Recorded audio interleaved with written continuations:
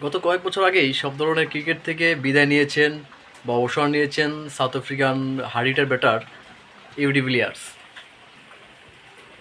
তাই পেশাদার ক্রিকেটার দেখা যায় না এই হার্ড ব্যাটারকে, মিস্টার 360-কে।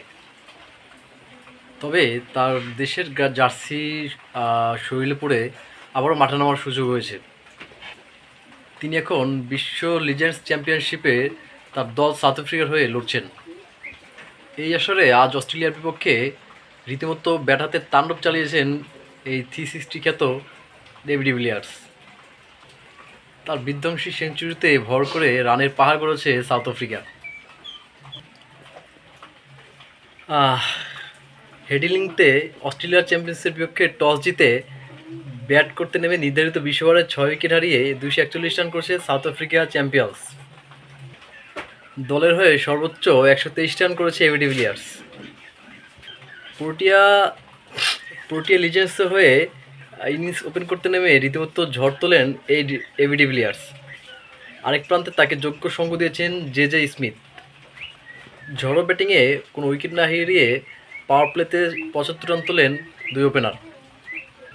পাওয়ার প্লেতে রীতিমতো ঝড় বইছেন অজি বোলারদের উপর, কোনো সুযোগই পাচ্ছিলেন না অস্ট্রেলিয়ান বোলাররা। এমন বিধ্বংসী ব্যাটিংয়ে মাত্র 39 বলে সেঞ্চুরি পূরণ করেন এই প্রোটিয়া ব্যাটার। তবে সেঞ্চুরির পর আর বেশিক্ষণ টিকতে পারেননি ক্রিজে। শেষ পর্যন্ত তার ইনিংসটি ছিল এমন: 46 বলে 123 রান, যাতে ছিল 15টি 4 এবং 8টি বিশাল ছক্কা।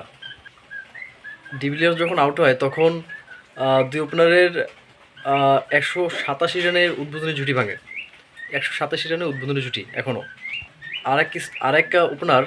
আরেক প্রোটি ওপেনার স্মিথ, জে স্মিথও ছিলেন সেঞ্চুরির পথেই, কিন্তু তার ভাগ্য সহায় হয়নি।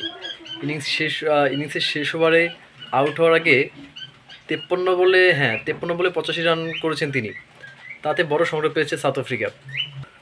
তবে এ থেকে আসলে আমরা দেখতেছি ইদানিং যা বুঝতেছি, আমরা দেখতেছি নিজেদের চোখেই, লিজেন্ড যারা ছিলেন আসলে লিজেন্ডই ছিলেন, তারা কখন হারায় না।